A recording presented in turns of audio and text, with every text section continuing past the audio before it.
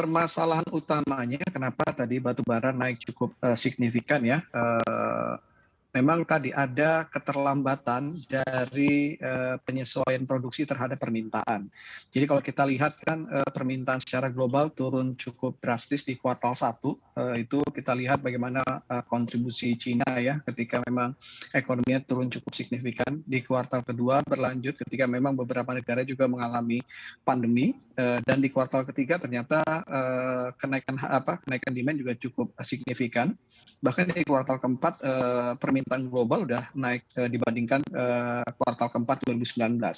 Dan sementara kita tahu bahwa dari sisi produksi terjadi keterlambatan karena memang tadi bahwa produsen-produsen tidak mampu begitu cepat untuk bisa menyesuaikan itu karena mereka sudah melakukan adjust bahwa tidak memperkirakan kondisinya bahwa demand global ini bisa naik cukup signifikan di kuartal keempat bahkan sampai di kuartal 1 dan juga kuartal kedua. Jadi kondisinya itu ya, jadi bukan karena faktor adanya demand yang cukup signifikan.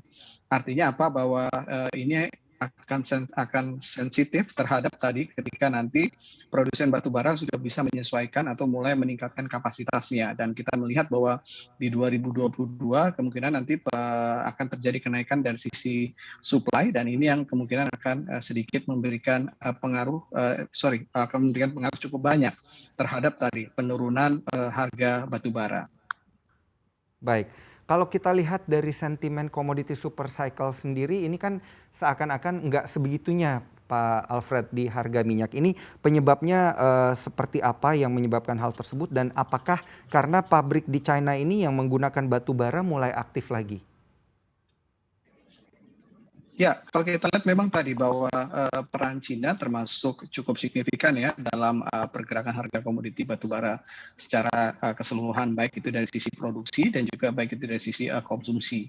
Dan kita juga tahu bahwa kemarin sebelum COVID juga mereka ada tren untuk melakukan penurunan dari sisi produksi. Dan ketika di COVID ini begitu pandemi mulai bisa teratasi di China, kita juga terlihat bahwa terjadi permintaan yang cukup signifikan dari sisi konsumsi batubara di China, sehingga kalau kita lihat juga import mereka juga cukup tinggi, sementara dari sisi stok mereka juga bisa dibilang dalam kondisi mengalami penurunan, sehingga ini yang membuat tadi permintaan secara keseluruhan, secara global karena kontribusi China juga cukup besar juga berpengaruh terhadap dari sisi harganya. Itu belum lagi bicara masalah adanya hubungan yang kurang baik antara China dan juga dengan Australia. Jadi kalau kita lihat memang penggunaan batu bara secara umumnya memang masih banyak menggunakan penggunaan energi masih banyak menggunakan tenaga batu bara, sehingga memang tadi mau tidak mau ketika memang bicara masalah kenaikan ekonomi maka sudah pasti konsumsi batu bara menjadi prioritas karena itu memang paling cepat untuk bisa melakukan proses tadi untuk mengejar produksi ketika terjadi pertumbuhan ekonomi yang cukup cepat yang kita lihat pasca pandemi COVID ini. Juga ini dengan harga daripada batu bara ini di semester 2 katanya sahamnya lebih menarik nih untuk dikoleksi. Benar nggak sih Pak Alfred? Karena ada faktor musiman, faktor cuaca. Ya, tadi kalau bicara masalah saham batubara, emiten batubara tentu bicara masalah komoditi batubaranya akan sangat kuat sentimennya terhadap harga sahamnya. Dan memang tadi kalau bicara masalah harga batubara, memang di akhir tahun beberapa harga komoditi juga mengalami kenaikan dan ini biasanya menjadi sentimen yang bagus bagi emiten-emiten batubara.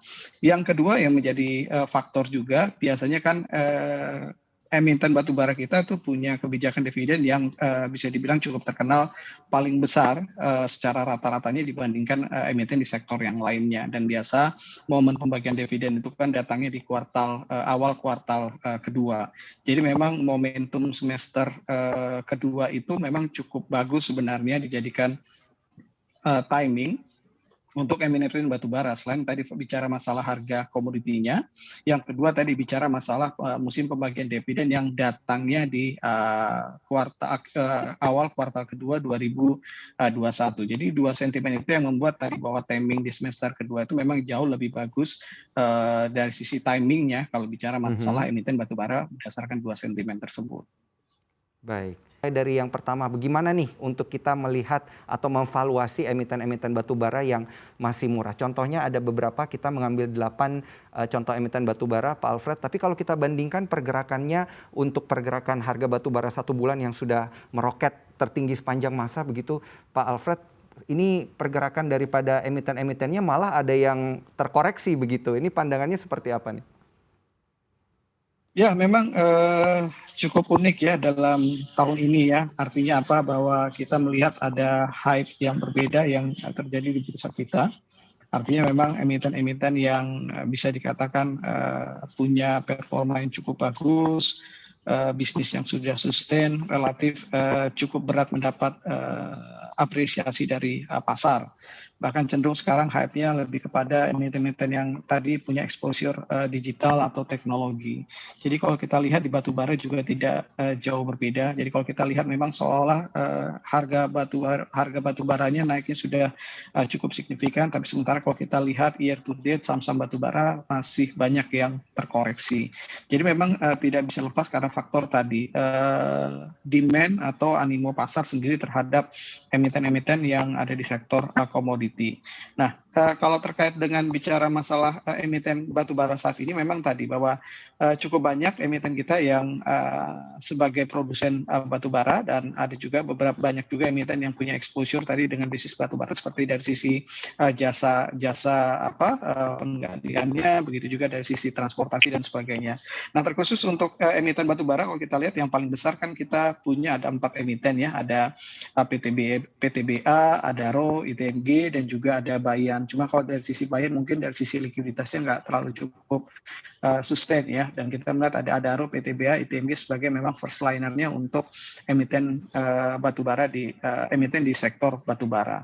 Nah, kalau untuk valuasi kita melihat bahwa valuasinya saat ini memang bisa dibilang murah kalau dibandingkan sektor-sektor lainnya ya. Kita lihat ambil contoh Adaro saat ini valuasinya kalau kita lihat annualized PE-nya ya, pakai annualized PE 2021, Adaro 8,8, PTBA sekitar 7,4, ITMG sekitar 5,6. Jadi relatif memang masih cukup murah. Nah, jadi kalau kita melihat pertanyaan tadi, untuk menjawab pertanyaan tadi, memang dari sisi valuasinya bisa dikatakan ini cukup murah, dan kita melihat dari sisi emitennya bisa dibilang ini emiten yang first liner di sektornya. Jadi untuk level valuasi tersebut ada level yang cukup murah menurut kita, sehingga kita juga melihat bahwa sentimen short term-nya juga masih cukup banyak ya untuk batubara. Kita melihat bahwa tahun depan tadi sudah mulai masuk kepada momen untuk pembagian Baik. dividen, dan besar peluang bahwa nilai dividen untuk emiten-emiten batubara kita juga akan mengalami kenaikan karena performa di 2021 dari sisi laba bersihnya juga mengalami kenaikan yang juga cukup signifikan.